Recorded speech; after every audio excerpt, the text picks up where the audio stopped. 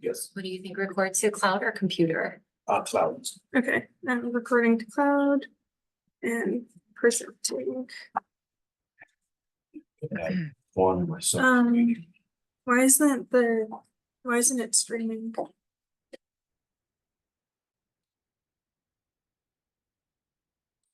Oh wait, I have to have discipline.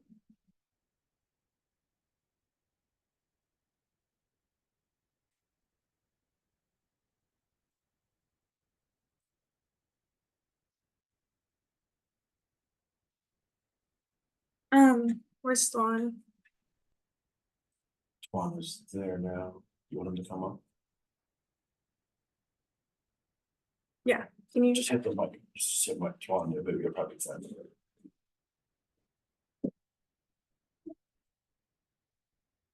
There, it's on now. I think it's just delay because it's on right now.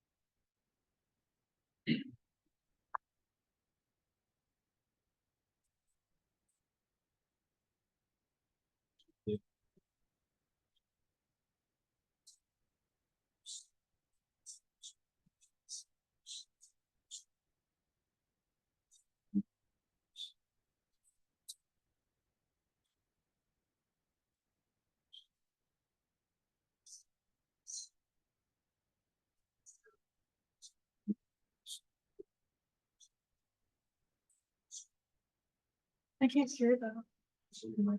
Well, one, because you need to send me the. Now I gotta do the overhead. Yeah. We haven't done the overhead.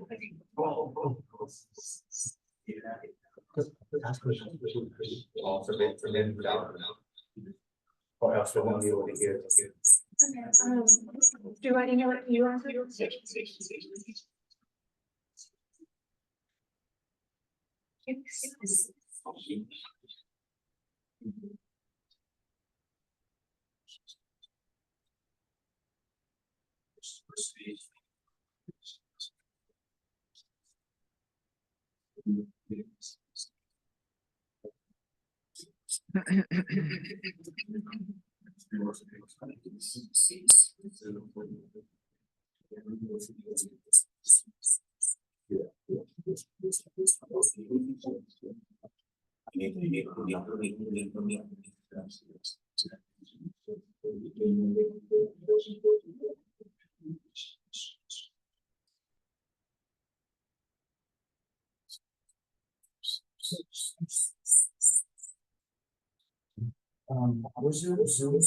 Yeah, I needed to one on here.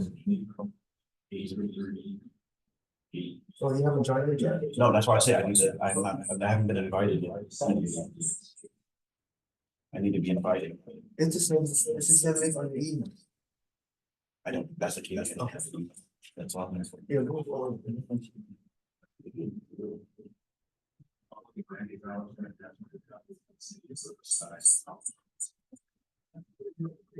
I can see I'm invited. Yeah.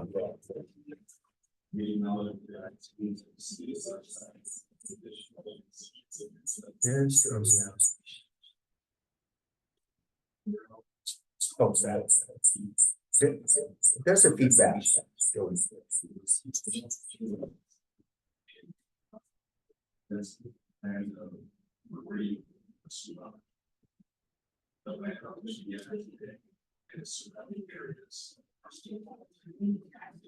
No, I need to be invited.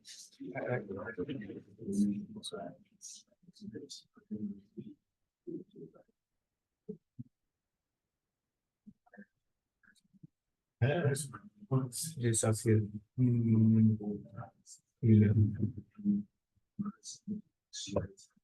What's your email? A and the RD, they're gonna right there, second one.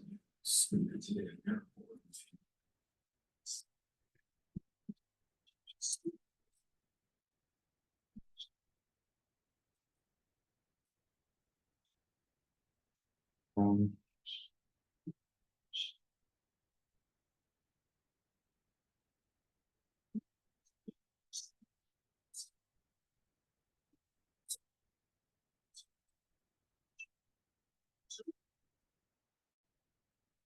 yes.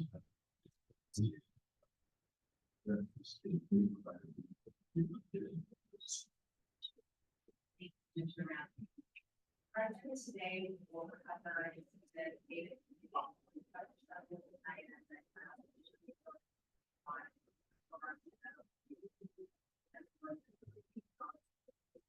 You told me that? I have a register for some reason. I don't know if that's the right. Yeah.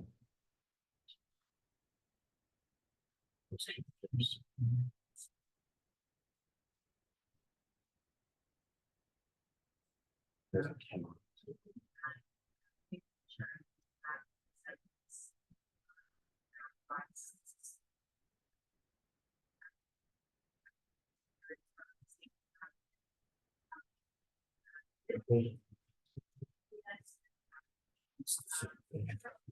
That's what I did. You did earlier? Yeah, and it got me in. Okay, you could put this one. Yep. There you go.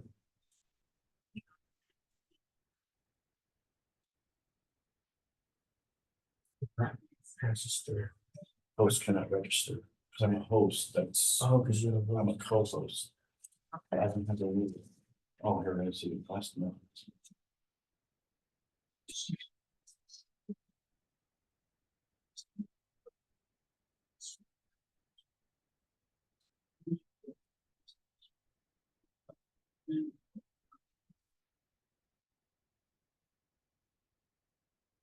You have the reading in that?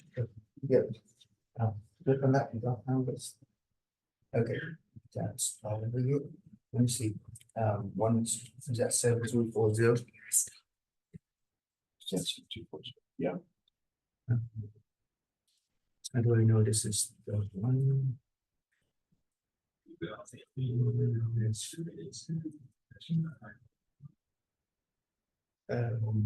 Go ahead and tell me. Okay, I see you. Okay, you need to dial in, maybe asking to pause a little. You're waiting. Yeah, because we need to dial it, otherwise they can't hear it online. You can just do it. You got it. Yeah, but you need to make sure they stop talking first.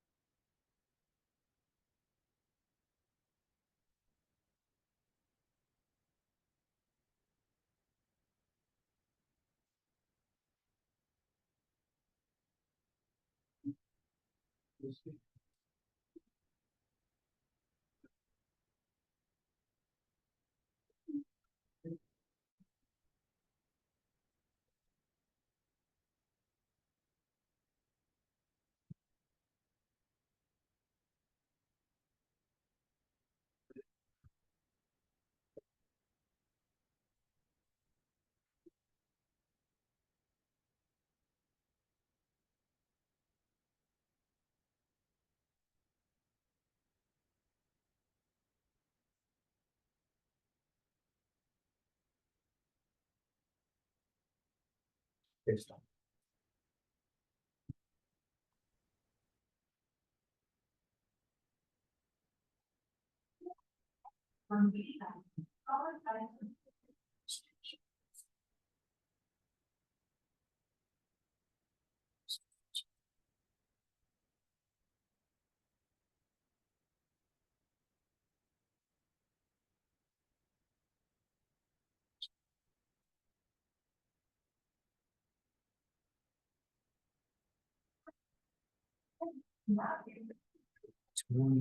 Recorded.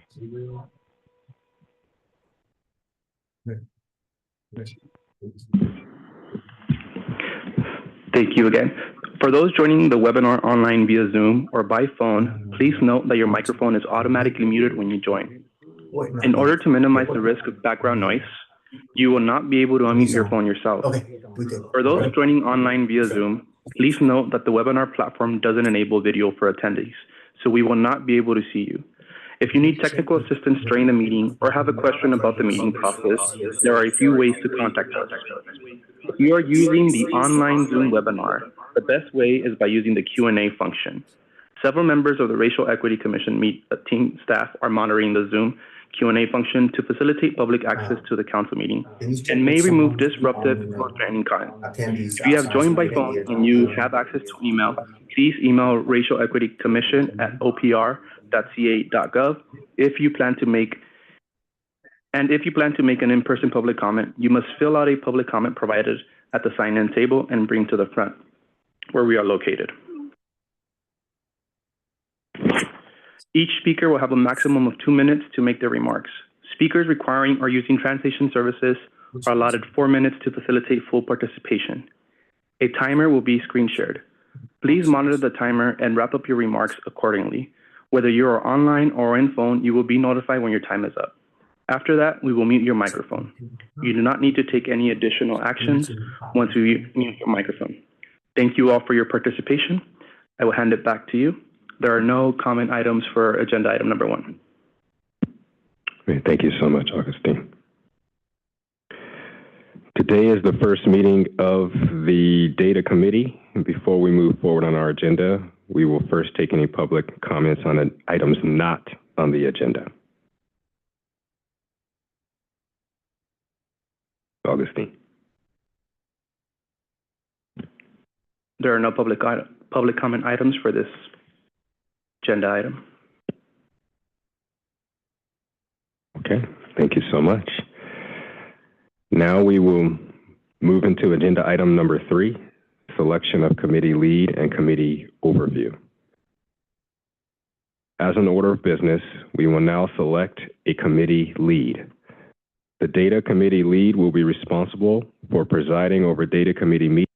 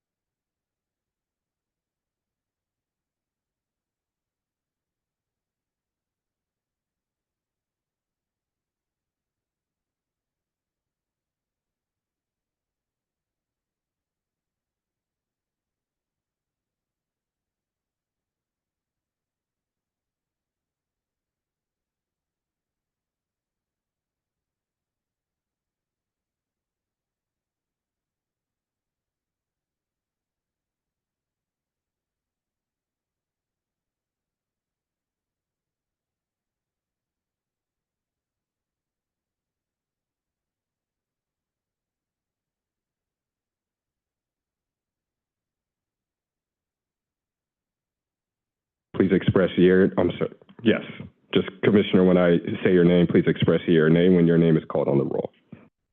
Oh, I'm sorry, Augustine, you will do the roll call. Please call the roll call. Thank you. Commissioner Matthews? Aye. Commissioner Yolanda Richardson? Aye. Motion passes. Fantastic. Please join me in congratulating Commissioner Pastor for serving as the inaugural Data Committee lead for the California Racial Equity Commission. The meeting is now yours.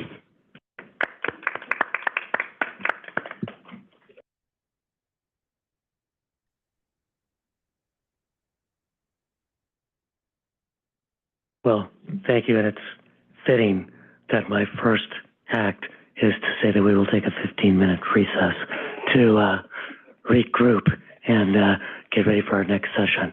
So we'll just take a 15-minute break and come back.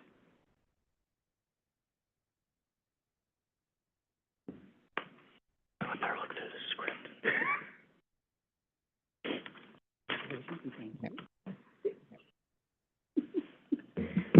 We will return at 9:40. Hi, and good morning. This is the Spanish interpreter.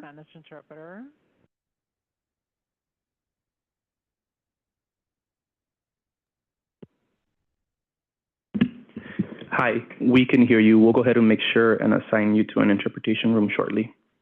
Thank you so much.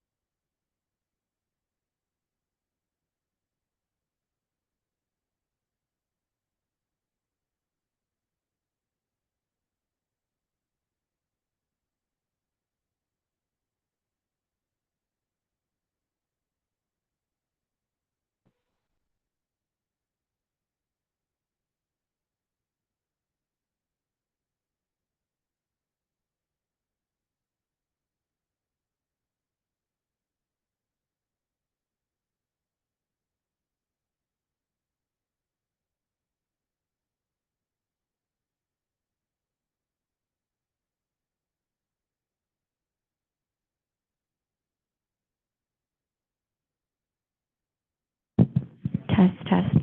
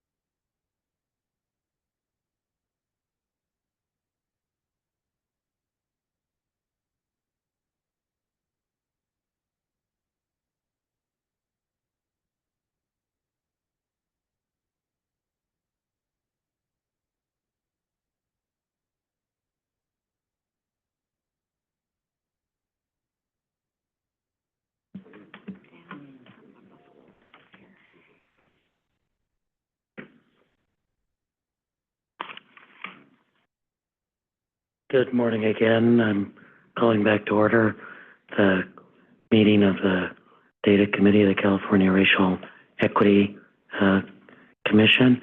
Already made my first mistake. There was some stuff we were supposed to do before we went to a recess, and we're going to do it and then move to the panel that we've got. So according to our bylaws amended, our March 21st, 2024, the Data Committee is a standing committee under the California Racial Equity Commission. Its charge is to develop recommendations, including best practices and strategies for the collection and analysis of data effectively and safely. And the committee may present recommendations for action to the full commission at a regular meeting of the commission. So want to start by asking committee members, is there any discussion among the committee on our charge as outlined in our bylaws?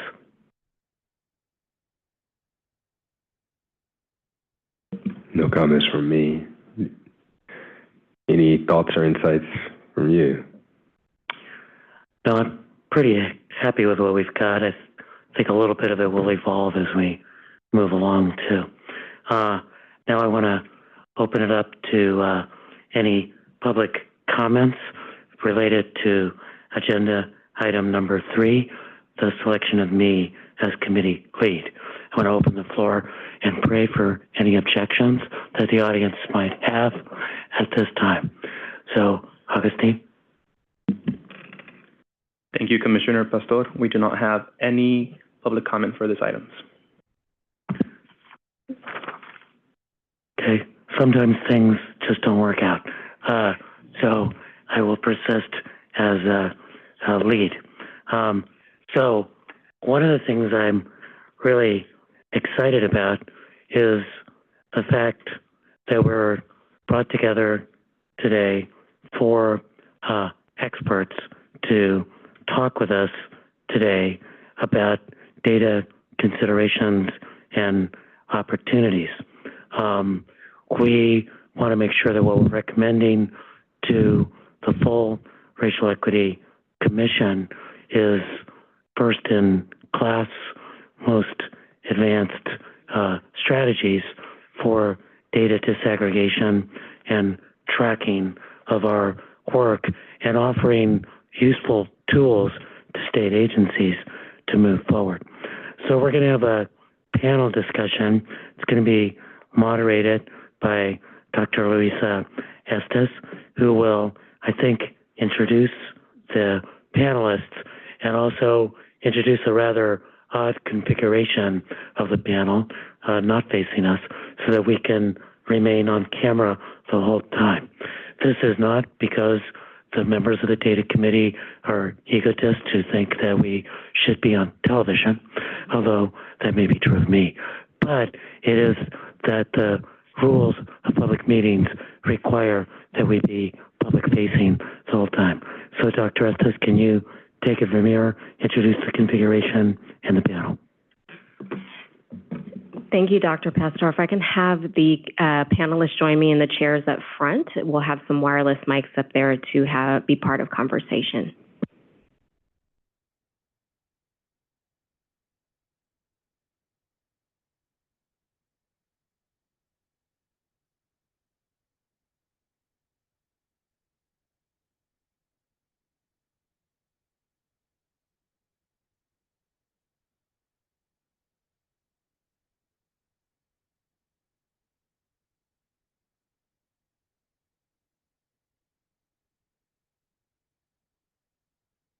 Testing, testing.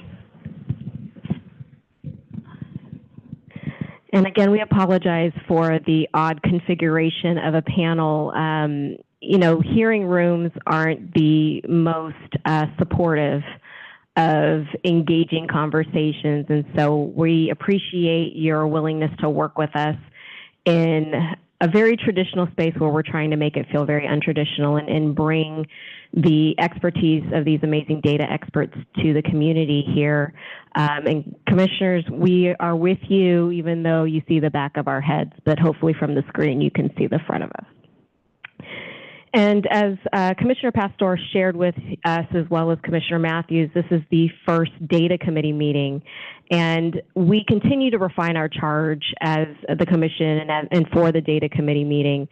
And part of the conversation that we'll begin to have today around data is critical to inform this committee to better understand what direction it may need to go in advising the larger commission on data equity and how we advance policy through the racial equity framework. Data continues to be central to informing policy decisions and understanding the impacts felt by various communities. How we collect data and use data in designing policies and programs have immense implications for equity.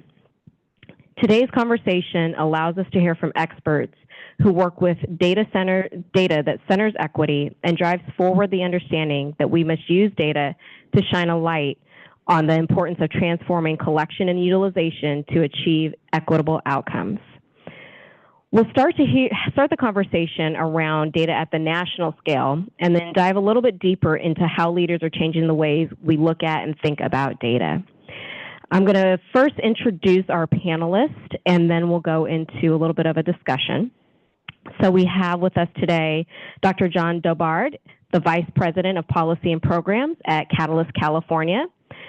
Dr. Dobard helps drive the organization's development and execution of its policy agenda and manages the strategic design of programs. Dr. Dobard previously directed the organization's Political Voice program, which he co-created to advance democracy reforms that empower low-income people of color to participate in policy decision-making. We also have with us Jason Lally, the Chief Data Officer of the Office of Data and Innovation.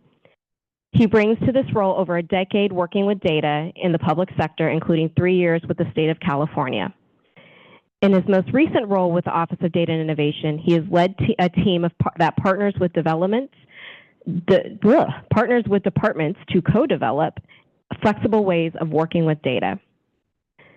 We have with us also Edward Muña, who works as a project manager at the USC Equity Research Institute, managing and producing analysis for the National Equity Atlas, one of the nation's largest repositories for racial equity data. Edward's research interests are in the nexus between the built environment, health and economic outcomes for communities of color. Last but certainly not least, we have Dr. Inez Ponce, who is the director of the UCLA Center for Health Policy Research. Dr. Ponce leads the California Health Interview Survey, the nation's largest state health survey, recognized as the national model for data collection on race and ethnicity, sexual orientation, and gender identity in immigrant health. It is considered a gold standard for other state level efforts on meaningful inclusion of Asian American and Pacific Islanders through oversampling or special samples, and by developing culturally and linguistically appropriate instruments. Please join me in welcoming our esteemed panelists. So let's get this party started. I'm going to scoot out a little bit so I can look at y'all. So this is really a question for all panelists. You know, data informs our efforts to understand and address challenges and opportunities in society. What are some of the common mishaps that you see in how we use data that reinforce or produce racial inequities? Hi, everyone. Thank you so much, Larissa, for inviting us today. And I'm very happy to speak with the Racial Equity Commission. On this point about the common mishaps and how they might feed into racial inequity, I want to lean on sort of three top points. The first of all is just this notion of data disaggregation, right? Which is, I think, one of the major cornerstones of why we're here. So when we take large, distinct communities and then we homogenize them, we treat them as one large entity, we really flatten their experiences. We deprive them of the opportunity to be seen. And that can also allow us to make miscalculations or misinterpretations about what's going on in that community. For example, in California, in 2020, around 5% of Indian Americans experience a poverty rate of around 5%. We know, for example, for Mongolian Americans in the state, that percentage rises to around 25%, right? So when we lump all these groups into one large umbrella, we are led to believe that poverty may not be something that is an issue for the Asian American community, which is false. And instead, the experiences vary within that umbrella. And so at worst, you know, it deprives communities of vital resources, vital necessities, vital services that they could be using. And also these communities are culturally distinct, right? They also face different cultural barriers, linguistic barriers. So at the end of the day, data disaggregation means having a better understanding of what's going on in these communities. It also includes being able to better aim and deliver services to these communities. And then finally, just it empowers communities by virtue of them just being represented in the civic conversation. The second piece that kind of leads me there too is this notion of data erasure. So for many of our hard to count or small populations, they don't see themselves represented in the data. And this data erasure, as I talked about, means that they don't see themselves represented, they don't see their issues represented. And again, it can lead us to really cutting them off from vital services. In 2018, when we were seeing the Santa Barbara fires take place, our center was collaborating with the governor's office because there was no data that was recording the experiences of Mixteco and or indigenous recently arrived immigrants who don't speak Spanish, who also don't speak English. And so we were working with them to source language data through the California Department of Education, getting at the students, what are the languages that the students are speaking, and hopefully that will allow us to approximate what parents are present in the community. And in Santa Barbara County, right, where indigenous migrants make up a sizable portion of the farm worker community, that meant that they then had access to evacuation orders, linguistically appropriate services that prepared them for these fires, right? So capturing communities that are traditionally invisibilized, that are hard to count, is very important. And then the third thing really has to deal with this notion of just access, right? Many folks don't have access to data that allows them to reflect the conditions in their community, whether it's a health impact assessment, measuring their environmental impacts, or it's even just like survey data, right, that records how their population is growing over time. And so one of the things that I want to emphasize is that when communities have data that records their experiences, it also empowers them to advocate for better conditions in the communities that surround them. So that's just kind of my piece, but I'll pass it on because I know a lot of my co-panelists will probably expand. You want to respond, or I can go. I think there's two things for me where, and these are sort of broad, but this may sound controversial coming from a chief data officer, but I think thinking of data as facts is actually a sort of a mishap. And what I mean by that is that I get this question a lot. What does the data tell us? Well, the data doesn't actually tell us anything. We interpret the data, right? As humans, we interpret that, and we have to kind of step back a little bit and remember that there are biases in these data. There are ways in which data has been collected that may not reflect or represent the communities that we're collecting them on. So we have to. I think there's this broader sort of cultural thing, particularly in when we approach data as analysts or as data professionals, to remember that just because it's in black and white on paper in a spreadsheet doesn't actually mean it's fact. We use data to inform us, to understand, but there may be gaps, and quantitative analysis is one aspect. Also, be qualitative methods that help us to have a fuller picture. And building on what was just said, I think there's this other side of it, which is, okay, so we need to be mindful of what's in the data, how we're collecting it, but then how we actually reflect that back to the communities we've collected that data on. And not just, so yes, we want to give them the data and the information, be transparent, but also meeting them where they are in terms of how we talk about that. The Office of Data and Innovation, which I am a part of as a State Chief Data Officer, I'm very proud that we, in our department, really center around human-centered design and really meeting people where they are. Colleagues of mine have worked on the plain language standard for the state of California, and that is really about making sure that we are talking about our services in language that is at a level that folks can understand. It doesn't require technical background or particular knowledge about policy or legal language or those kinds of things. And we can take that similar idea and apply it in this world of data and how we express and connect what we found in the data to the stories of those in community. So there's a lot to do there, but I think those are the two pieces of understanding that the data that we collect is not perfect and we have to continuously improve that, and that when we communicate findings or information to community, that we're doing it in a way that is accessible and understandable. The other way of saying is our data trustworthy? I think that's a common mishap.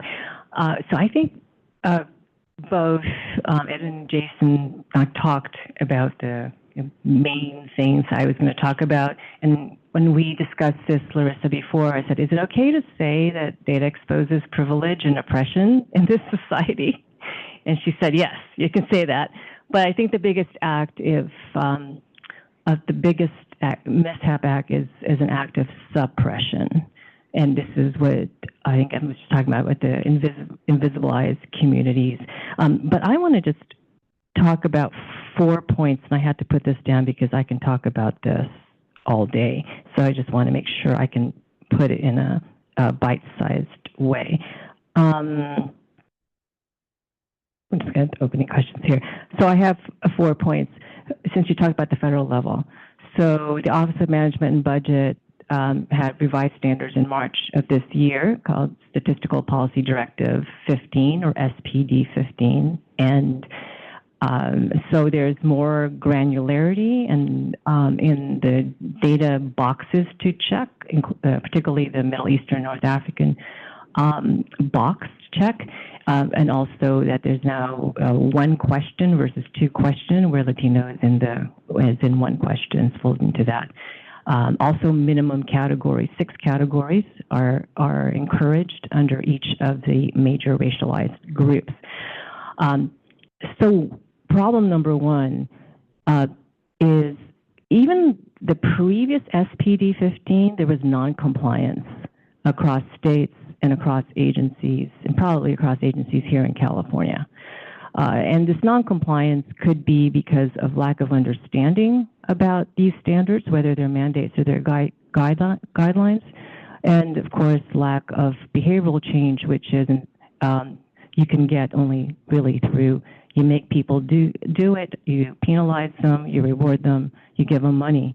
So, we've had granularity in race data from the AHEAD Act from a while back under Rob Bonta.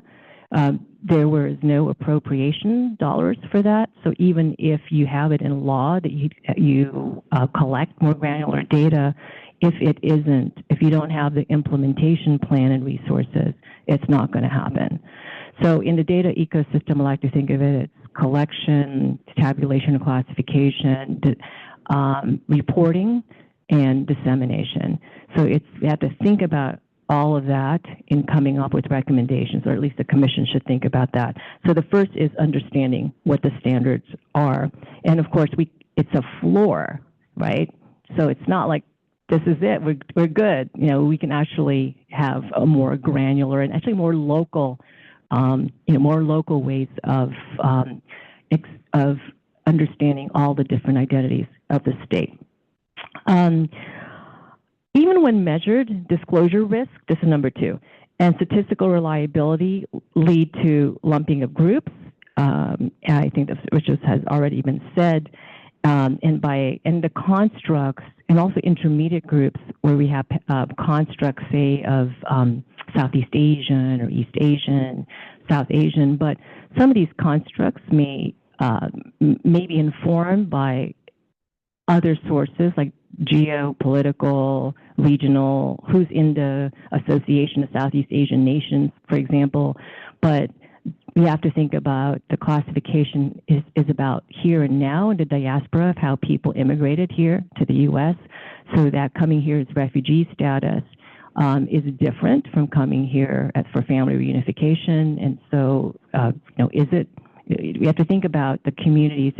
Does it make sense to categorize or to lump, Hmong, Cambodian, Lao, Vietnamese with Filipinos, Thai, Indonesians, who did not come as refugee status? I think, again, thinking about the kind of the sub-intermediate categories of lumping, because there's definitely many different levels of lumping. And sometimes you have to, as a data producer, sometimes you have to. So I'm not saying that there should be a ban on lumping, but that we have to think about community-informed ways of classification. And then my point number 3, when measured, the smaller racialized groups, I feel like I'm going in and out of this thing, Native Hawaiian Pacific Islanders, American Indians, Alaska Natives, ethnic groups within the Black, Latino, Asian, indigenous communities cannot be, the insights and information can't be accessed through public use files or what's available for free. So I've had to use a FOIA to get information on Filipino healthcare worker deaths during COVID, because that was not publicly available. And when I got that information, it confirmed what was done from surveys from National, I think Nurses United did a survey where you had Filipinos made up, say, 3% of the healthcare workforce and yet 30% of COVID deaths. And so that was unexposed with public-facing data. So that's also, again, in this data life cycle of collection, classification, and tabulation, and then what's available, what's reported. And so, getting a FOIA takes time. And meanwhile, people were dying. And I didn't get it till 6 months after. And so it was, sometimes it's a year after. I've tried to get data on American Indians, Alaska Natives from federal surveys, National Health Interview Survey, the BRFS, the Behavioral Risk Factor Surveillance Survey. And it took us a lot of money and a lot of time to get to it.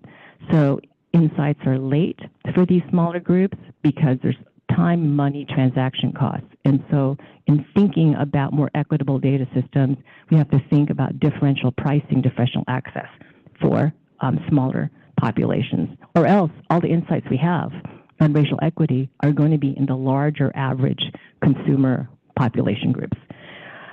And I've had a fourth thing I think that that's good. Oh, no. Lastly, how we classify for our denominators in the state is dictated by the Department of Finance.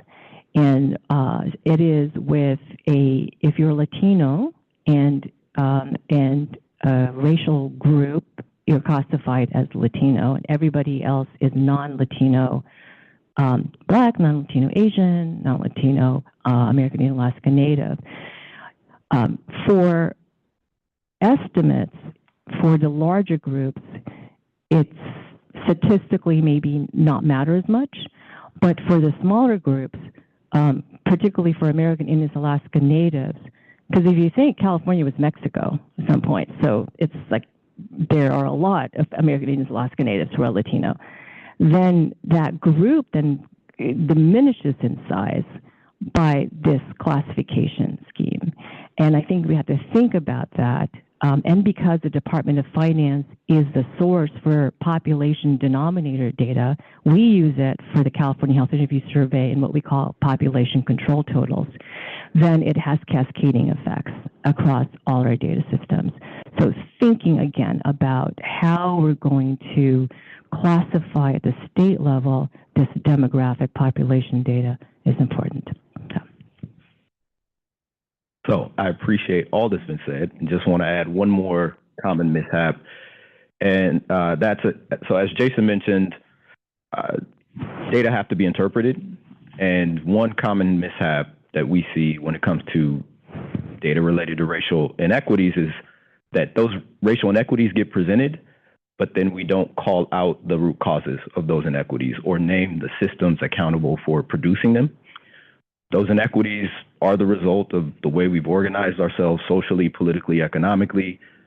So we do ourselves and the communities impacted by inequities a disservice when we don't attach those numbers to what's producing those numbers. So it's really important, if we're interested in addressing those inequities, to be attentive to what's producing them and talking about both as we present them.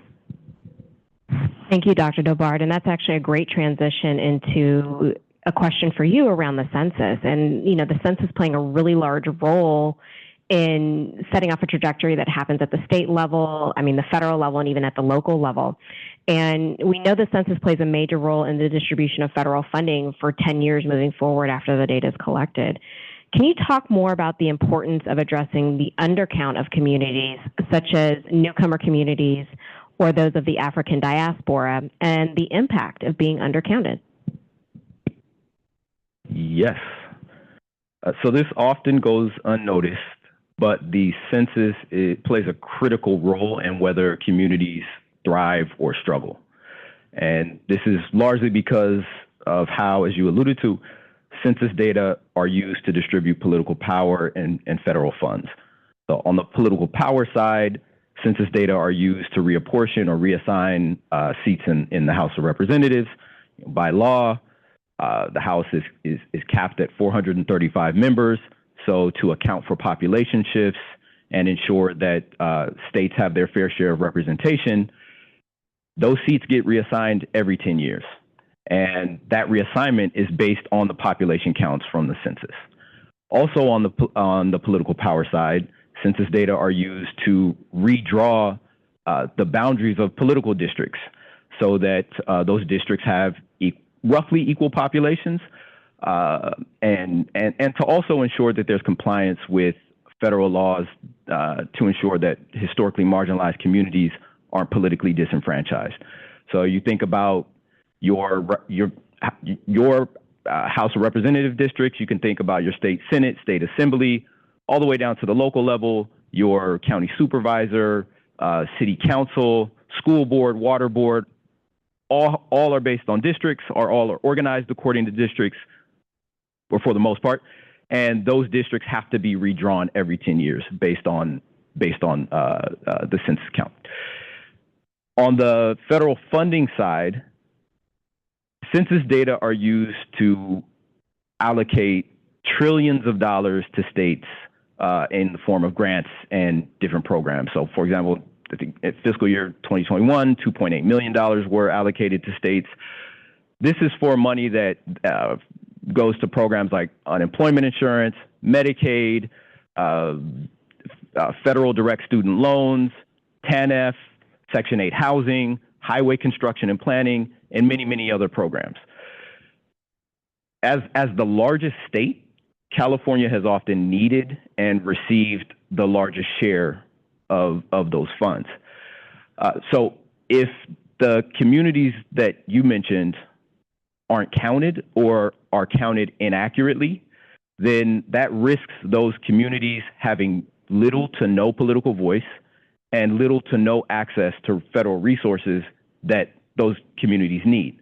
So again, with respect to political voice, if those communities aren't captured in the data, then they're more likely to be put in political districts where they're not going to be able to elect a candidate of choice or have actual influence on who their representative is. When it comes to the federal funding, if those communities are not captured in the data, then the state of California isn't going to receive the federal resources that it actually needs. And then those communities are more likely to be the ones that don't have access to what we actually get. So, you know, the implications of an undercount are real and not hypothetical. These are things that have happened, and unfortunately, they've happened because the Census Bureau has a recurring problem of undercounting particular communities, particularly communities burdened by racial inequities. Unfortunately, though, that doesn't have to be the case, and the state of California has shown what a solution looks like.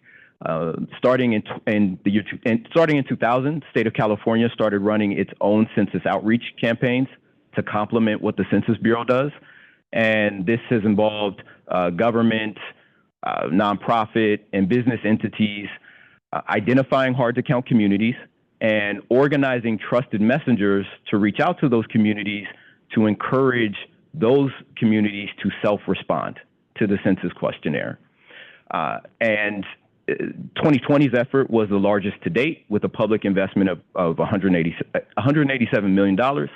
And while there was some undercounting in the last census, by most accounts, folks believe that had the state not made the investment it made and that effort not gone as it did, that the undercount would have been severely worse than it ended up being. So again, the implications of an undercount are real, the risks are high, and the communities most burdened by racial inequities are the ones that are going to struggle most if we don't get it right.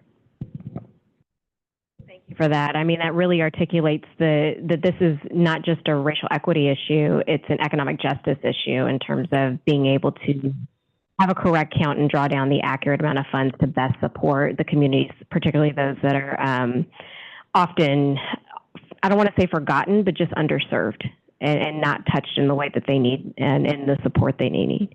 And that's where data visualization can actually come into play around how do you translate the zeros and ones and the numbers and the statistical analyses into what people can actually grasp and see. And Edward, can you talk a little bit about how the visualization of data through the National Equity Atlas has increased accessibility to data and served as a tool for local communities interested in advancing equity? You know, what are some key strategies to ensure equitable access to data for communities? Thank you. And so I want to take a step back before we talk about just like nuts and bolts of visualization to talk a little bit about this notion of narrative and framing, right? And so one thing that I kind of want to take from Dr. Dobard's conversation is when we think about data, there are biases built in based on the person who's interpreting it. And also data is sensitive depending on the community where it's coming from. One of the things that I'm borrowing from an experience with the California Immigrant Data Portal, and in our presentation and creation of that tool exists to provide immigrant data for the state of California overall and for geographies within. We could have produce that data tool outside of California for larger geographies, it is possible, but we also are really unsure about the political conditions under which that data might be interpreted, how might it be used, and even thinking about how, you know, political conditions impacts data collection with the census, the amount of fear mongering and the hostile environment under which potentially fed into that undercount. And so one thing that the Atlas does is really sandwiches and provides guiding text for all of our indicators, right? So it gets at and provides a root cause, right? So how is it connected to systemic inequality in a frame around racial equity? Two, it provides just the top findings for any person who can that way interpret the data visualization at a moment's glance.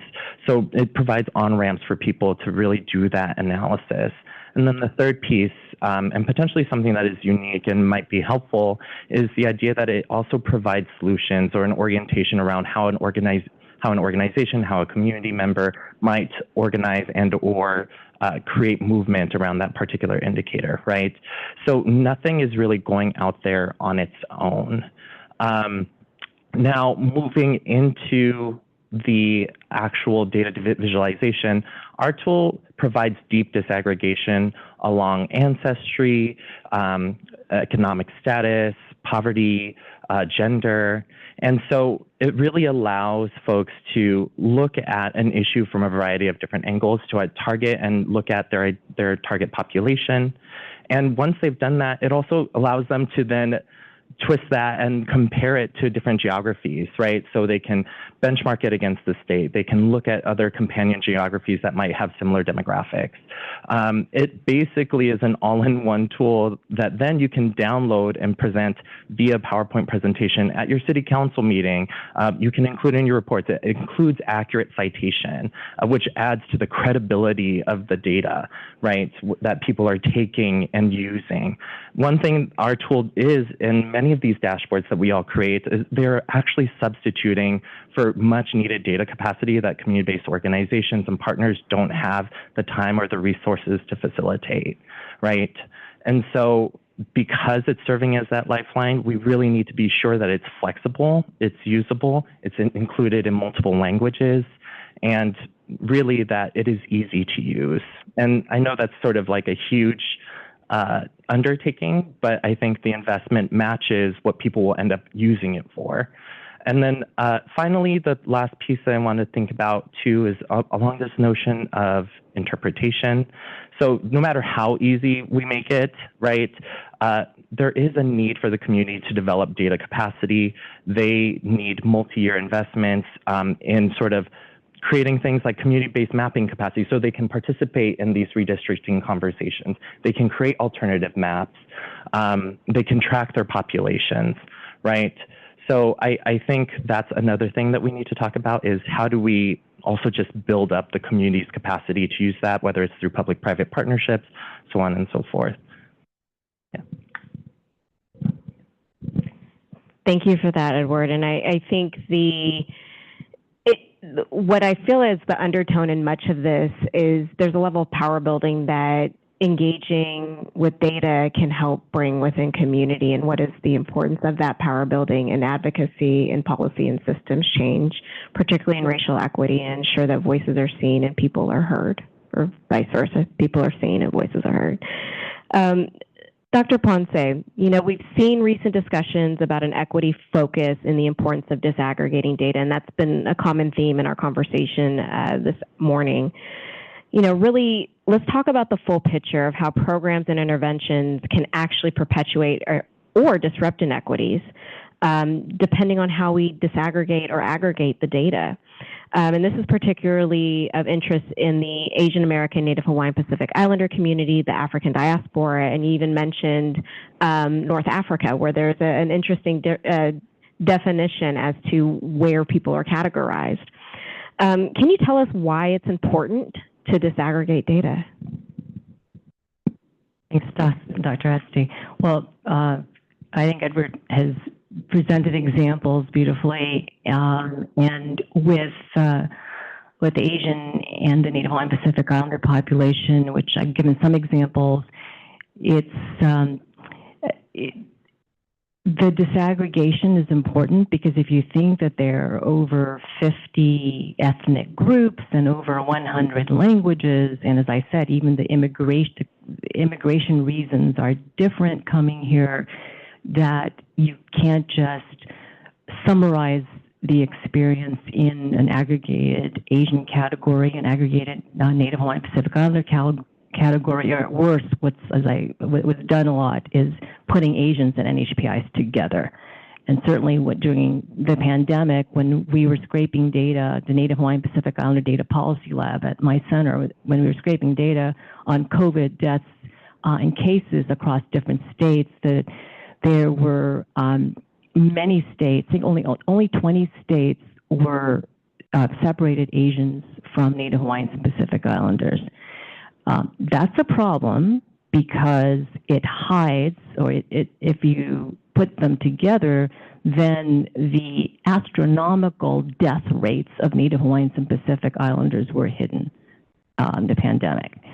So then it's a matter of life and death. It's a matter of resources not going to these populations. It's a matter of equity dollars not going into these communities.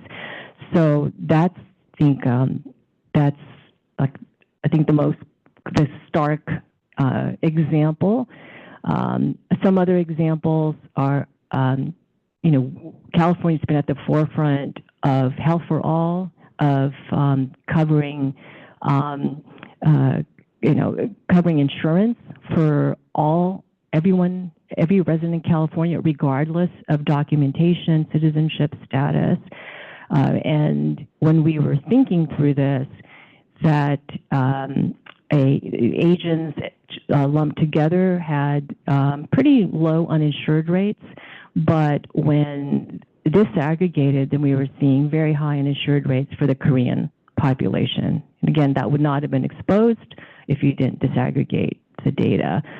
I think the example on Filipinos, particularly during COVID with the cases and deaths, it's just not exposing that then misses, again, this opportunities of addressing life and death needs. And I can talk mostly about health because that's my area, but I'm sure this is certainly the case on educational attainment, a case on housing access. So it's disaggregation exposes the truths of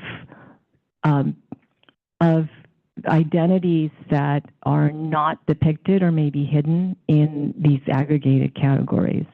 It simply put, it makes invisible communities visible, and it's so related, as you've said, Dr. Esty, it's so related to public policy because if there's no data, there's no problem. So there's no problem, so there's no policy solution. And then you get into this vicious cycle of not addressing the needs of populations, marginalized populations, particularly smaller populations. Thank you for that. I do want to give an opportunity for any of the other panelists if you want to chime in on this conversation around disaggregation.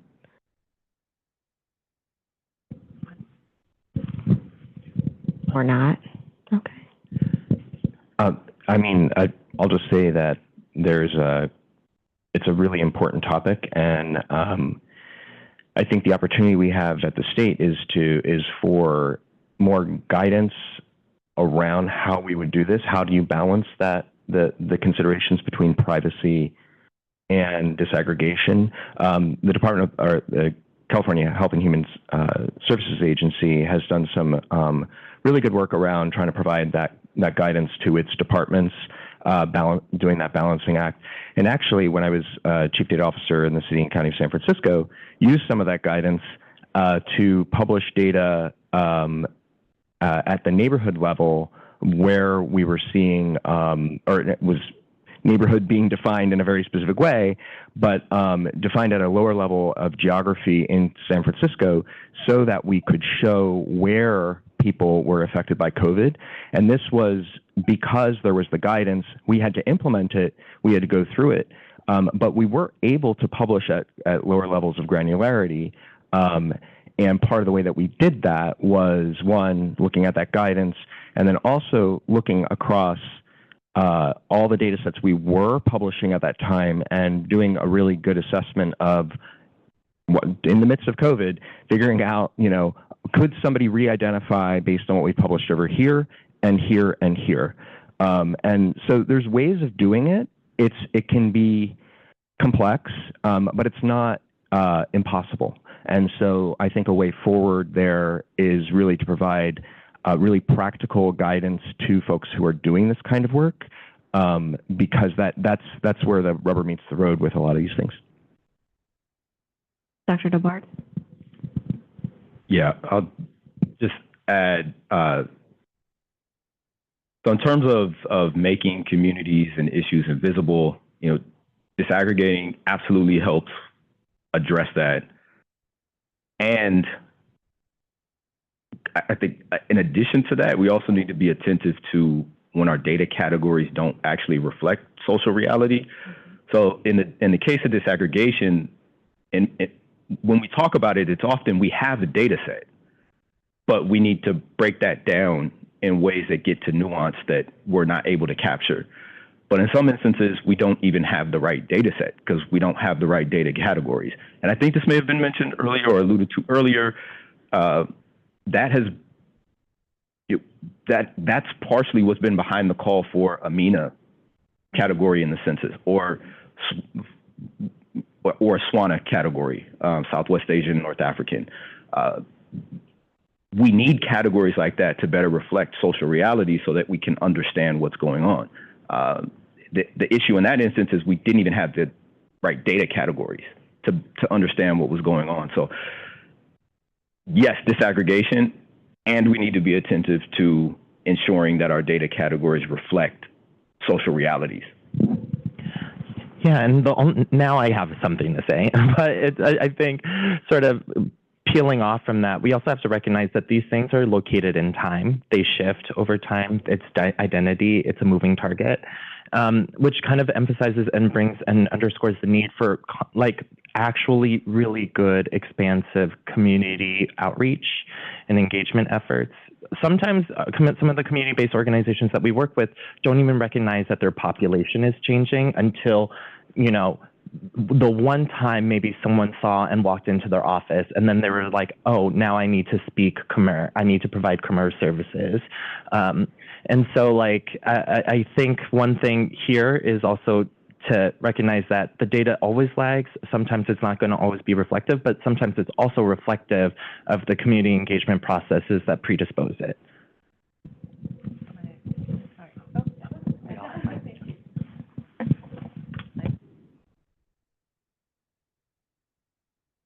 When I talk about disaggregation and with commercial healthcare groups, it's, oh, but it costs money, or it's just, it's going to mess up our fields, or it's we're kind of stuck with what Epic is, the EHR is giving us.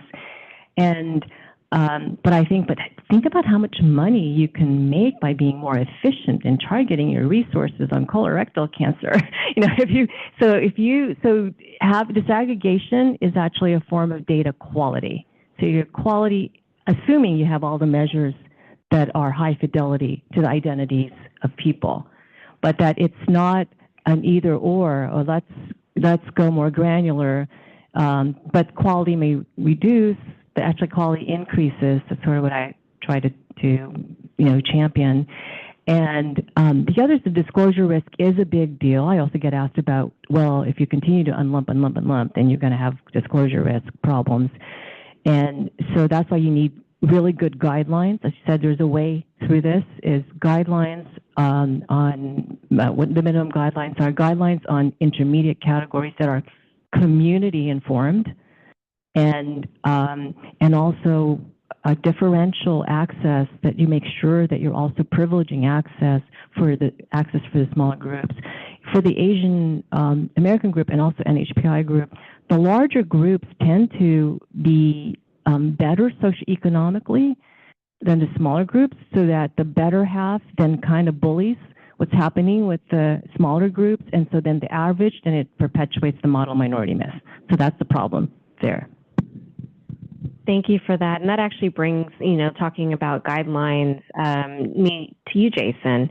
And the Equity Executive Order N1622, which created the Racial Equity Commission, also directed the Office of Data Innovation to support other agencies and departments in their work to identify and address disparities in operations and services, including the development of standards of collecting and managing race and ethnicity data. And can you share a little bit about an overview of the work that you are doing with your team at the Office of Data Innovation, and how are you navigating these considerations around race and ethnicity? Have you identified any best practices when it comes to the data collection and analysis?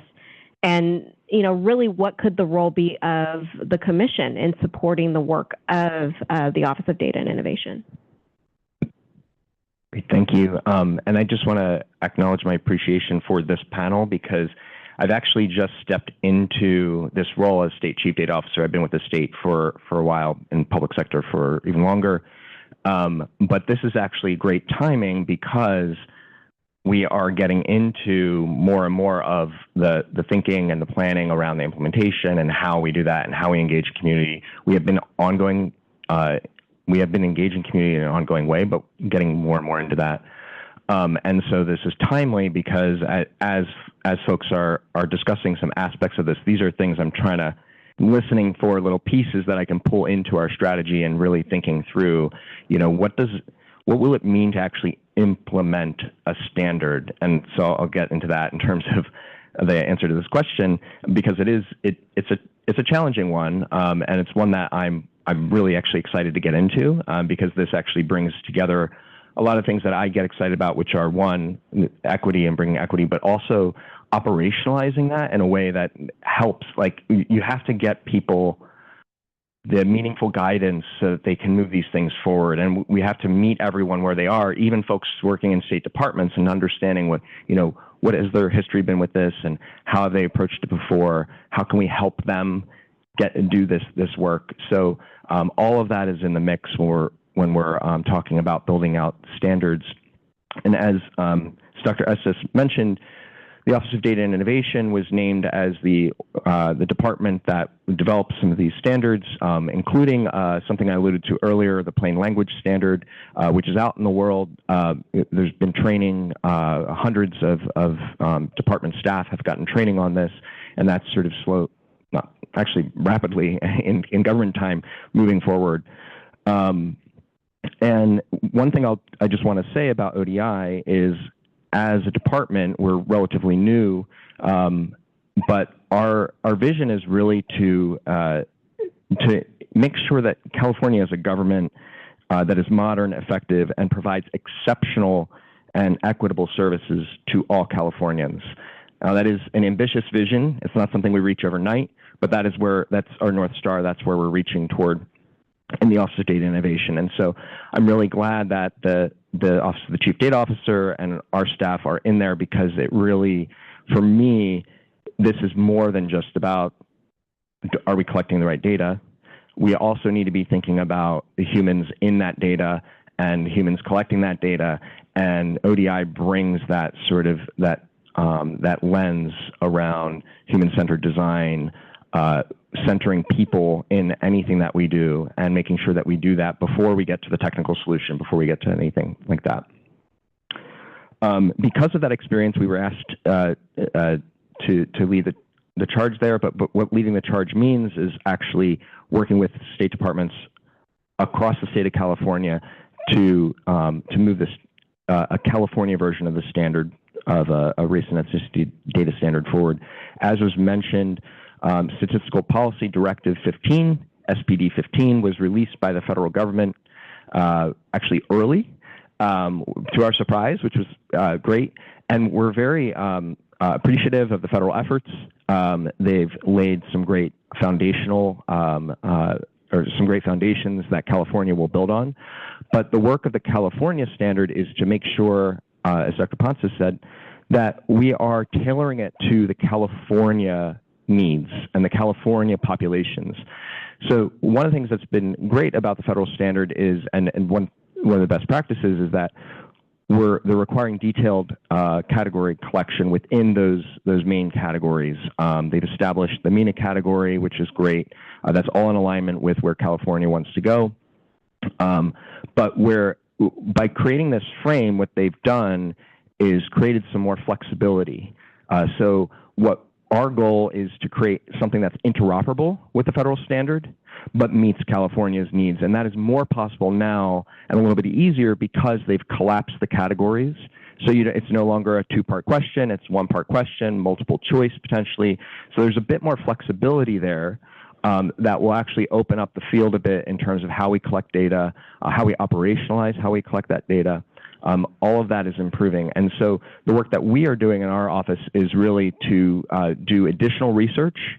And that's what we're engaged in right now, doing survey methods to test things like, does the ordering of questions change the response rates or the ability of response, so alphabetical versus by population? The federal government left that as a question to agencies, did not specify that you must do it one way or the other. So we're doing a little bit of research there to inform that. We're doing research on the cognitive load. So we're going to be changing the way questions are presented to respondents. And does that actually change? Is that introducing a new type of cognitive overhead for them? Is there comprehension issues that we need to be mindful of that could impact the response rates? So we're looking at all those things through survey design, through survey practices, getting that research and that data to inform how we roll out our standard and how we implement.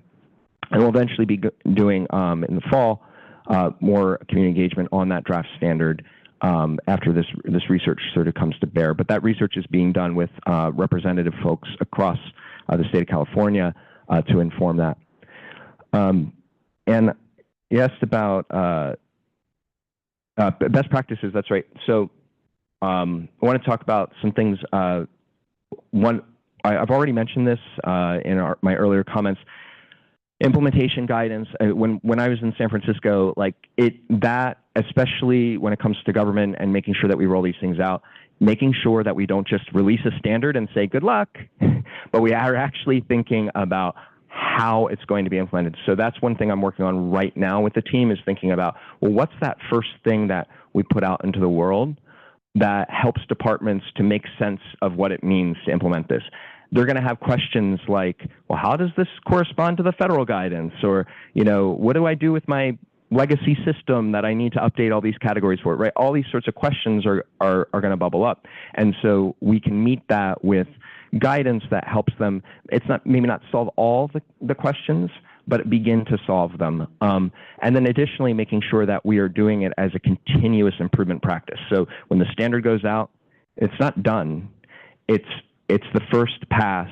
And what I hope we can do is set a frame that allows us to have continuous improvement and on the implementation. As questions arise, we can meet them through communities of practice, through better guidance, and just being really engaged with the folks who are implementing those standards, as well as the folks who are the recipients of the updated data from those standards, right? And so really talking to both sides of that, right? The folks who are collecting as well as the folks who are using that data.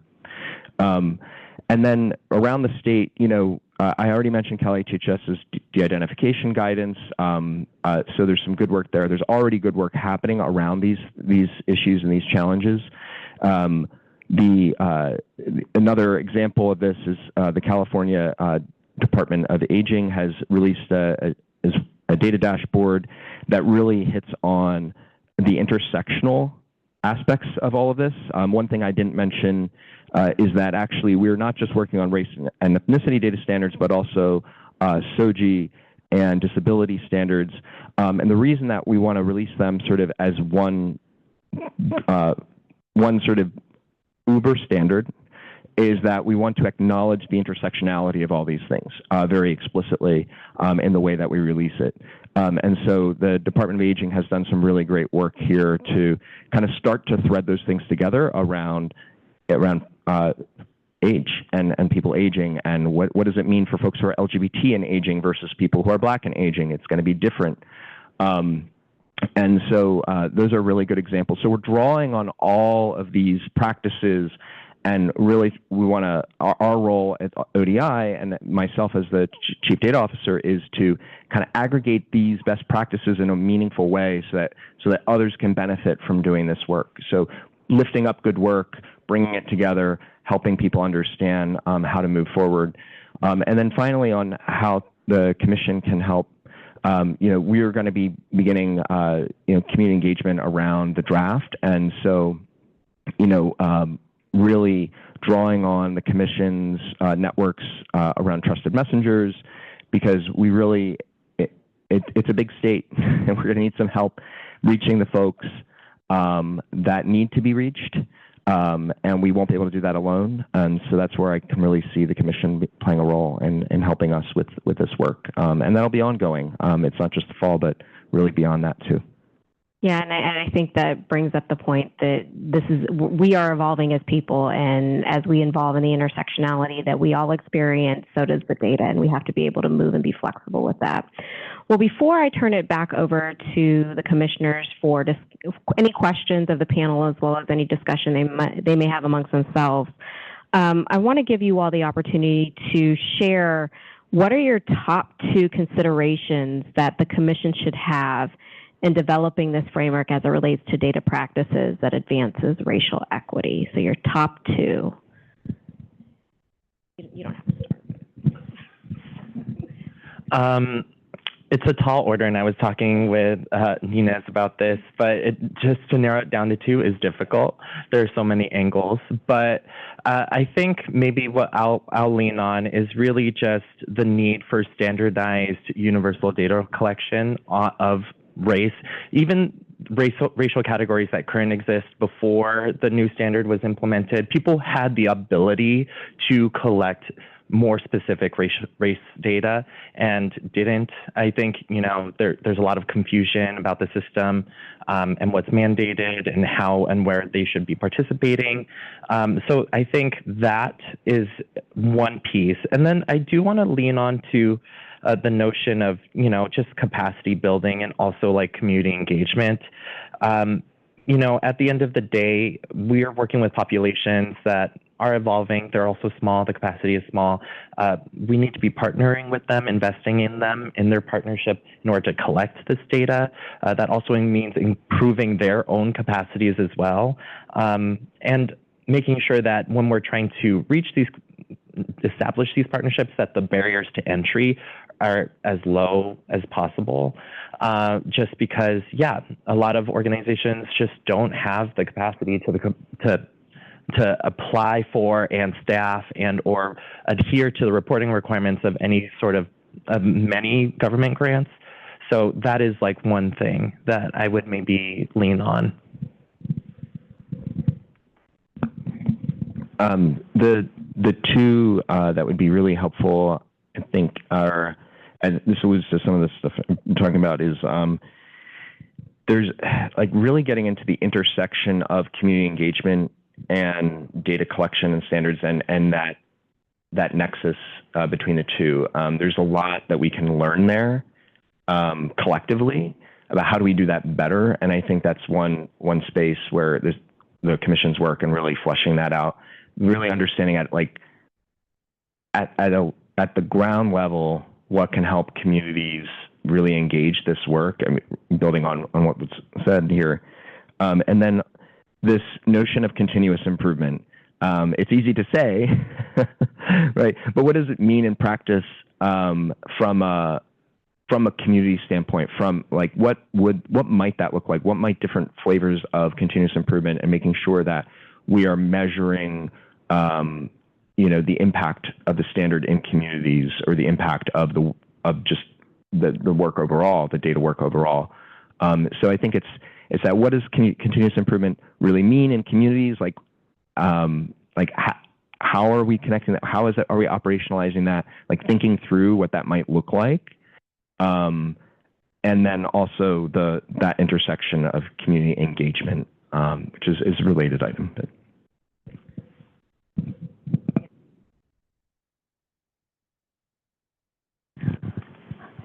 So I think my top two have to involve money. That's one. So there has to be some equity dollars that incentivize agencies to be compliant to the standards that you're working on and to implement these standards. So getting the race question right, and as Edward said, and I think as Jason, as you are working through this, you need to have a mechanism of accountability or incentives or monitoring, perhaps penalties. So that's, I think, has to happen. My second is so that's a fundamental action that has to happen. We're not getting at fundamental cause, though, which is what you had mentioned, Dr. Dogard. What this Racial Equity Commission could do is ask all the data ecosystems in California to measure, if they're getting, first they have to measure race as best they could, but they've got to measure racism as best they could. So that's part of also the social contract that we have with the people in California. So I'm gonna end with some things we said when we started as a top two in terms of advancing racial equity. And one is a lot was said about disaggregation, and that being important to ensuring that certain issues and populations are not made invisible. The framework has to uplift best practices in ensuring that populations and issues in the state are not made invisible. So that's one. Two, as mentioned earlier and just mentioned, we need to be attentive to root causes and the systems that are accountable for producing racial inequities. So this framework needs to place an emphasis on how you make those connections and make the case and tell those stories to the different audiences that the framework is trying to reach. And I'll leave it there. Thank you, Dr. Dobard. And before we turn it back over to the commissioners, please join me in thanking our subject matter experts, this wonderful panel, in joining us today and really just providing wonderful conversation around the importance of data and equity. And Dr. Pastor, I'm looking at you to take us through a conversation. We do have some discussion questions on the screen. However, if there's any comments that you and your team have or questions, please feel free to engage now. Sure. Thanks. First, this was, for a data nerd, big time fun. So thank you all. You did an excellent job. And I want to particularly thank Edward Amunia, who works for me at the Equity Research Institute and definitely showed up like the rest of you. A fantastic presentation. I want to make 3 points. One of them is a question, mostly for Jason. The first is, the more I listened, the more I thought that a lot of this discussion is about population outcomes, but there's two other things: process outcomes and policy outcomes. That is, what is the level of participation that came up with the idea of capacity building for community collecting their own data, and how do we as a commission measure process and engagement. The second is that it will take a long time to move population outcomes. What happens at a policy level, and what are the impacts of that? And so I think thinking about process, policy, and population might be useful for the commission as we move forward. The second thing that did not come up a lot is geographic variation. That is, that the regions of California are quite distinct in all sorts of different ways. Just one that's come up for me recently, because our shop is working with the Black Freedom Fund to do profiles of Black Californians.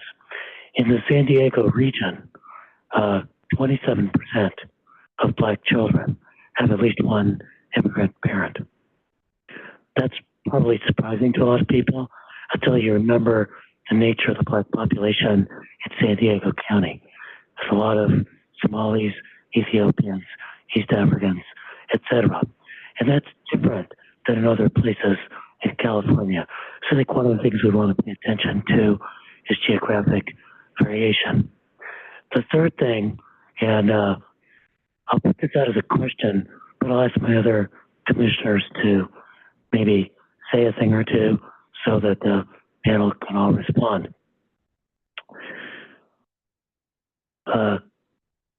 Edward talked about how with the National Equity Atlas, there's a lot of visualization, a lot of ease of use. And the expression I've come up with is that we work very hard to make it look easy. So that communities feel like the data is something that they can use. I want to know from Jason, what do we need to do to make state bureaucrats think this is easy rather than one more obstacle?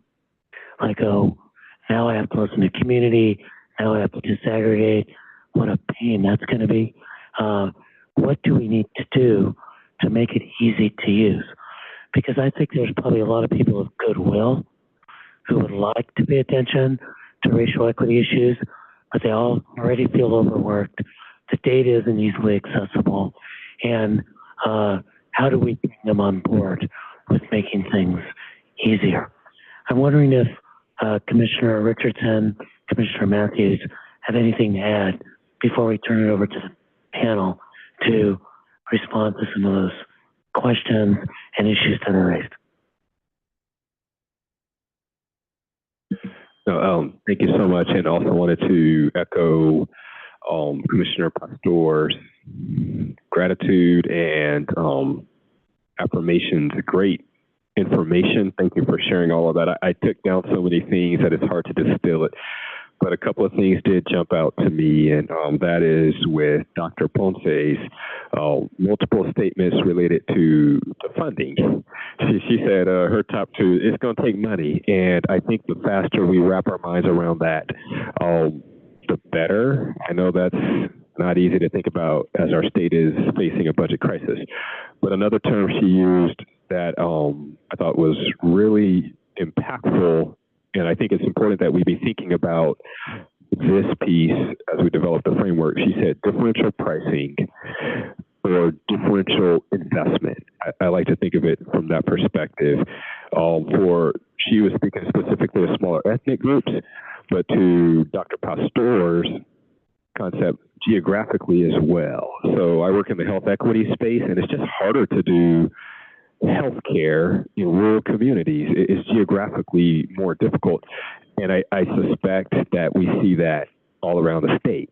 And so what I wanted to just kind of maybe have you respond to as we're thinking about the financial piece of this work, where do you think this commission or the state maybe we should help guide them in this regard, should be bold, all right, maybe turn up the volume, invest more, should be balanced or must be balanced, kind of stay the course, and then maybe turn down or back off in some areas or spaces. And so the only way we're going to be effective with implementing a new framework is by investing a whole lot more money with CBOs or whatever the case. I'd like to get your thoughts on that piece. That's all. Thanks.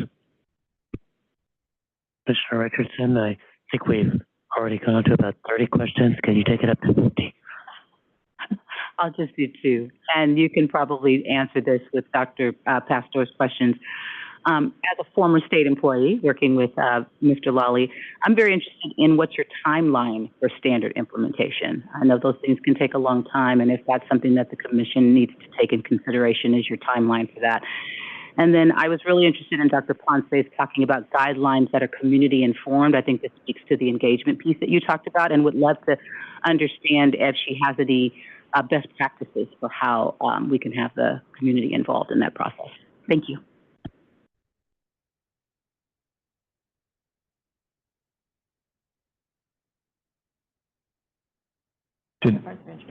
I can address the timeline question. I think that one's pretty quick, and then I can talk about the make it easy, not hard. Does that work? So the standard, the actual release of the standard is by the end of this calendar year. The federal standard has already come out. That applies to federal agencies, but as we know, that will roll down to others. So one of the things we're doing right now is figuring out the alignment on implementation.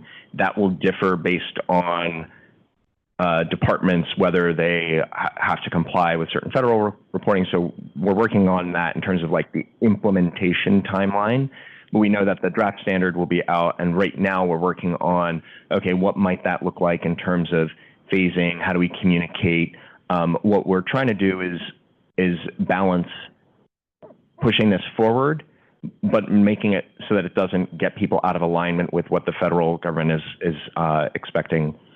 Luckily, we're in a position where we're in alignment there, so I'm not too worried about that. But of course, you know, we know how hard systems can be to change, so we want to make sure that's aligned. So the specifics of that actual like implementation timeline, what would be the expectations, we're still working that out right now as part of the development of the standard, which will be released by the end of the calendar year.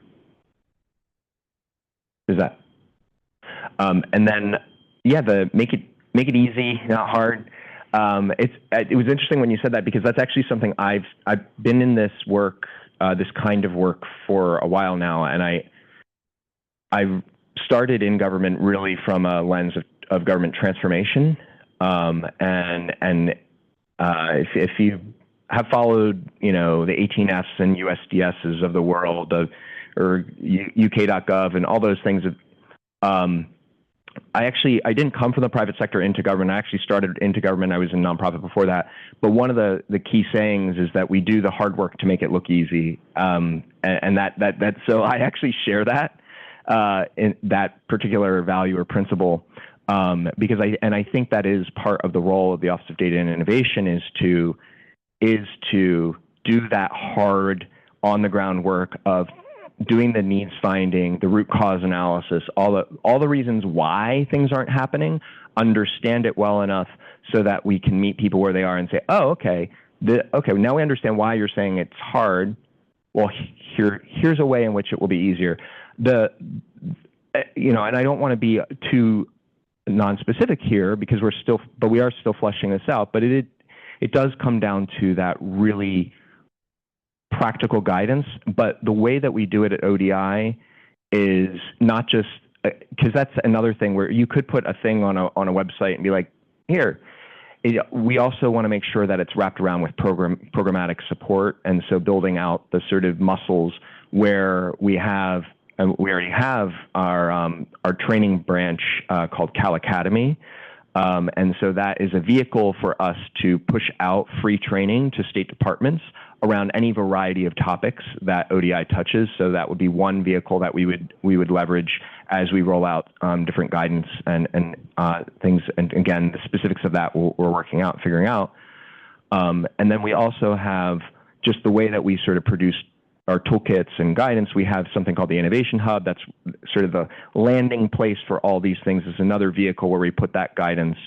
And so it's a single place where folks can go across the state to say, okay, I'm interested in human-centered design. I'm interested in data.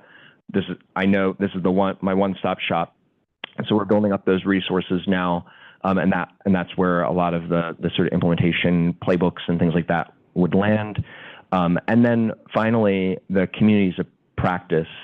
So we'll be working on building out, we already have an innovation community of practice. We're working on building out our data community of practice.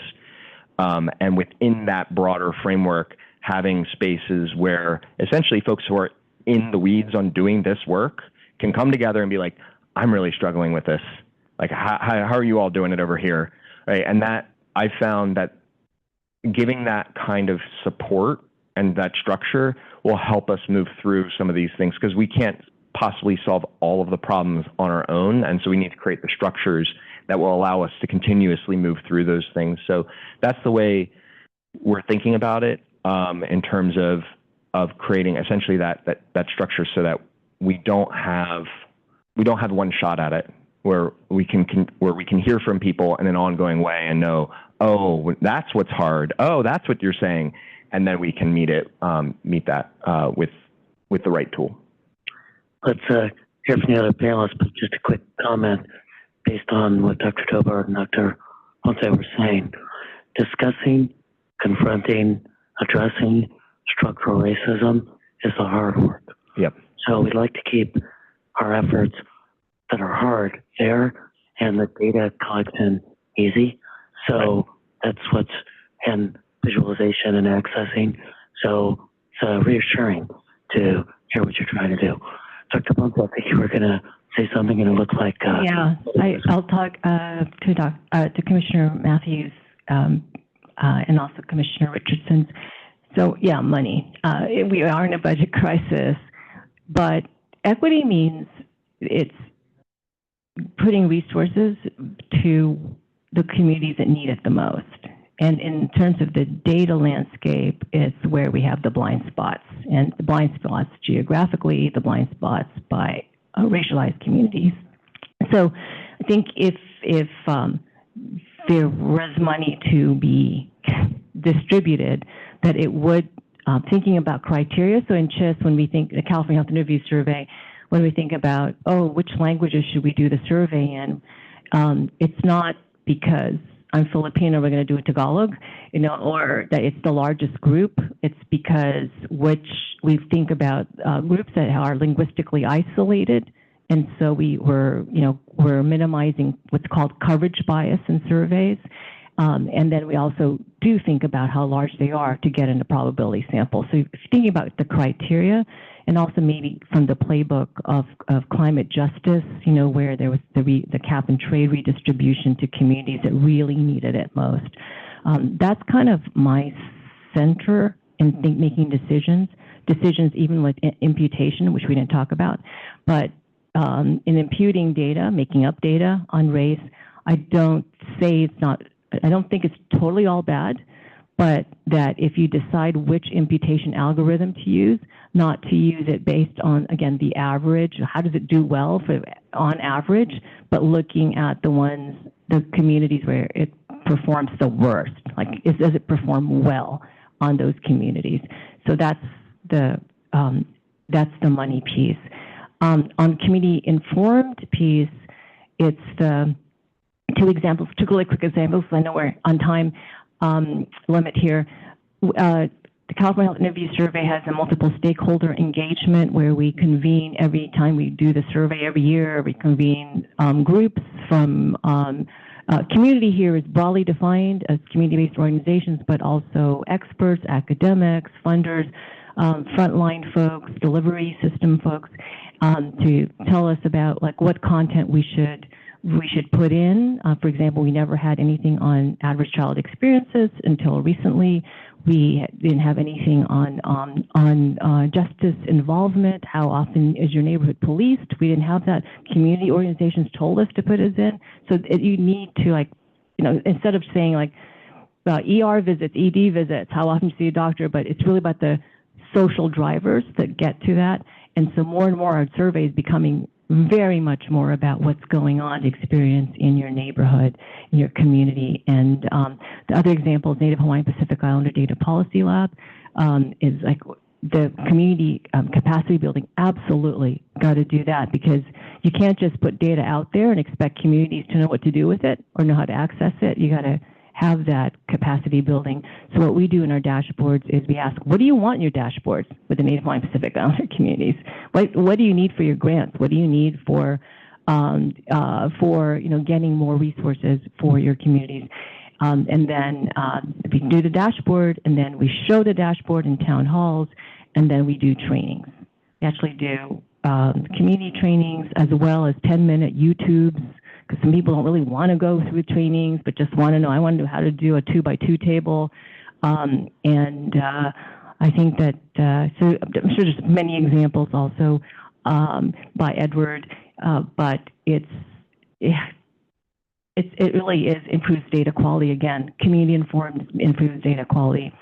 And yes, get the money to the blind spots and to the groups that need it most and the places.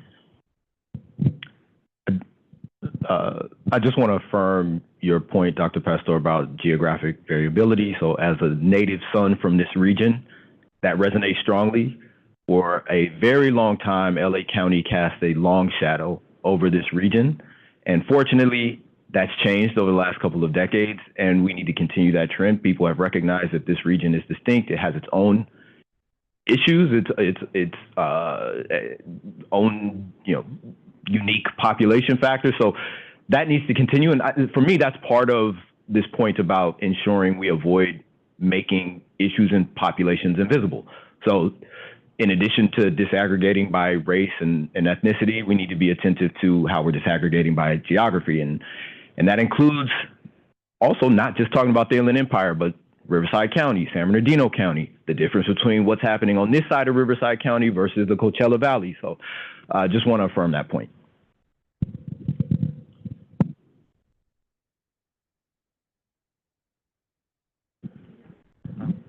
Yep, there we go.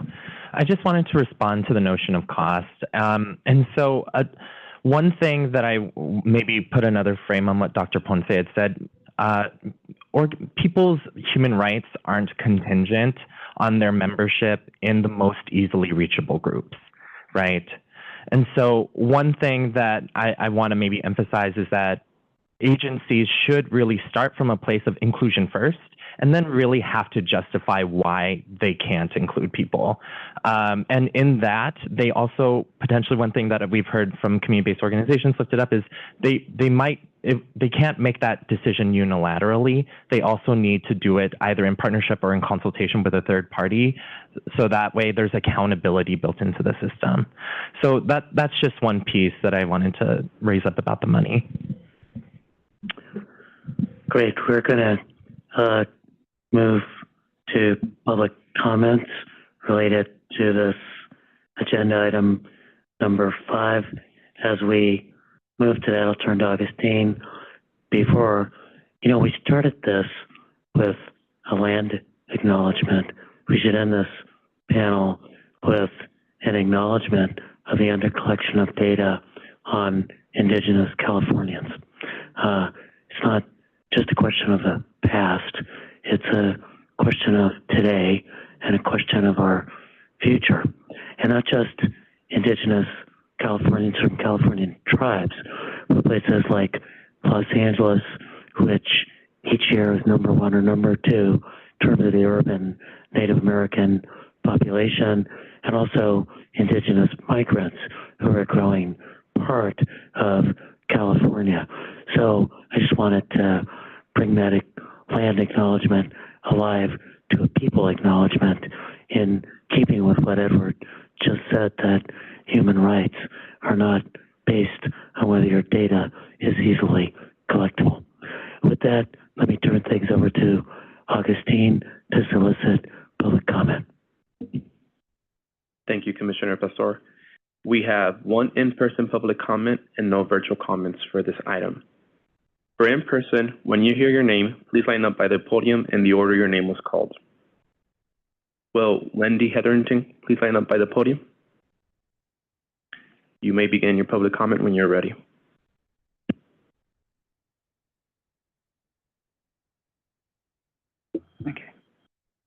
Hello and good morning, and thank you for allowing me to speak. I did not come prepared to speak, but I just wanted to say yes, yes, yes to everything the panel said. This was an awesome panel. My name is Wendy Hetherington, and I am a branch chief in the Riverside County Department of Public Health for our Epidemiology and Program Evaluation Branch, and I'm also the president of the California Conference of Local Health Data Managers and Epidemiologists, which is a statewide group for local health department data geeks like myself.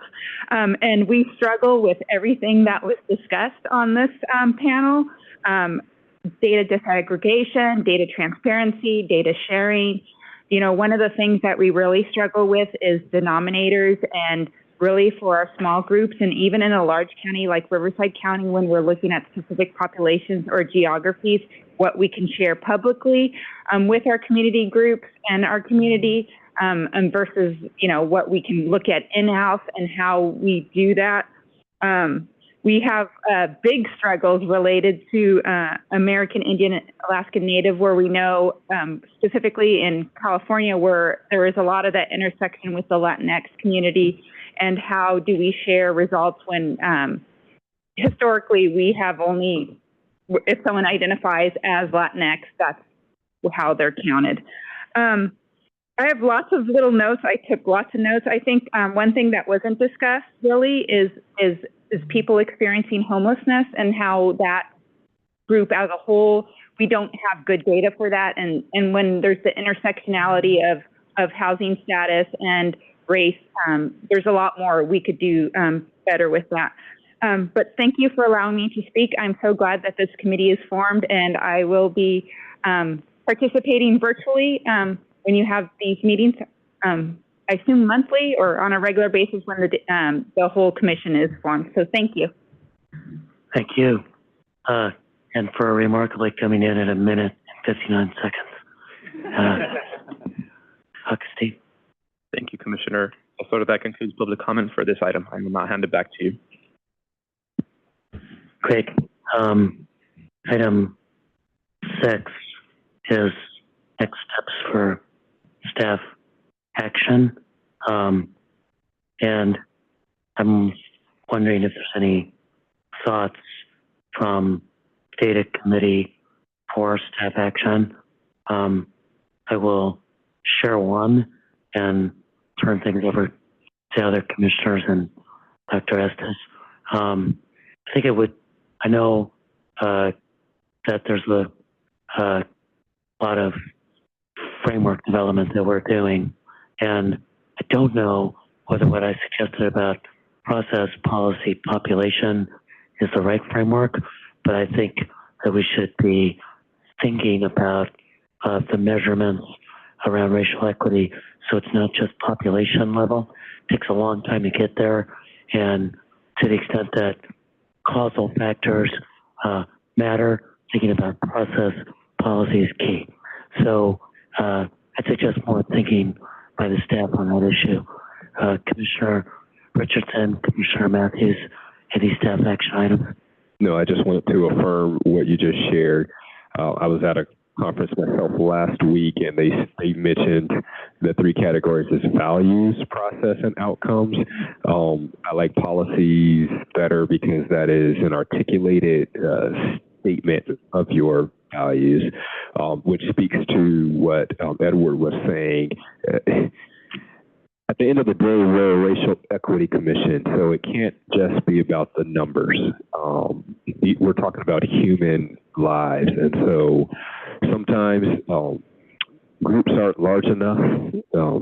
Having been a minority all my life, I know sometimes groups aren't large enough to quote unquote register on the radar scale, and so it's easy to say we're not going to take any sort of action, formalized action, because there's just not enough of you, not a high enough percentage, and I think we lose our soul as a racial equity commission if we don't include the policy values component of this work.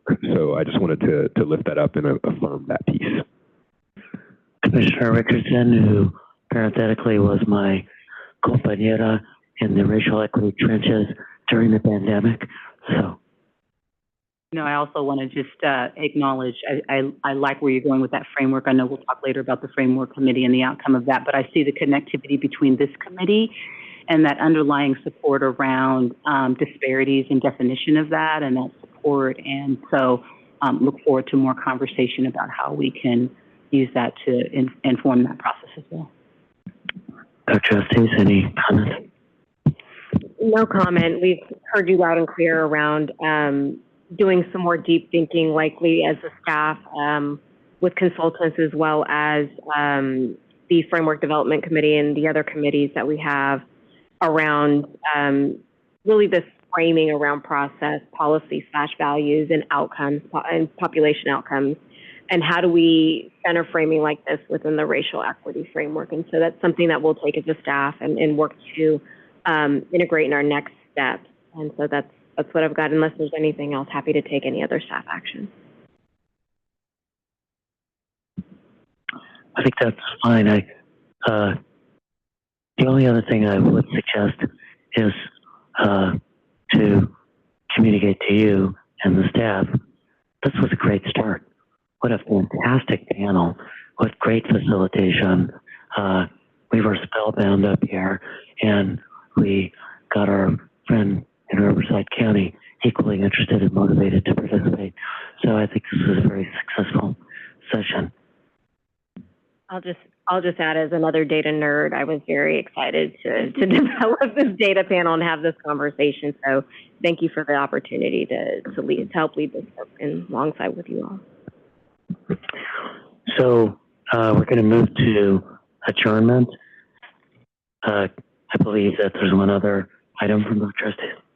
Yes, we'd like to let all those who are in attendance know that lunch has been provided graciously by True Evolution, and there is a lunch truck that is outside the main entrance, and that you may pick up your lunch and enjoy it in the, I believe, the Merced in the Los Angeles room. So we encourage you all to stay for our brief break, have lunch, network, and then we will transition with the full Racial Equity Commission beginning at 1:30 in the afternoon in this room. Thank you. Great, and just a little more comment.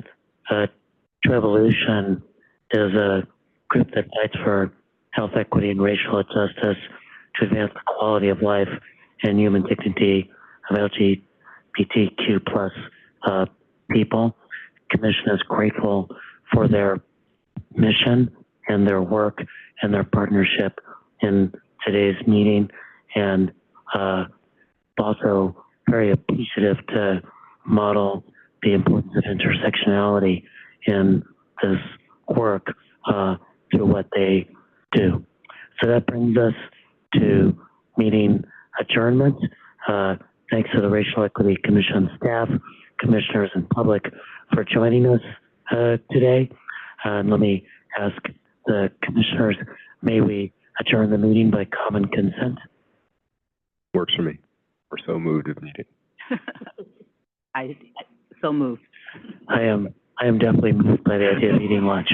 So with that, thanks you to everyone.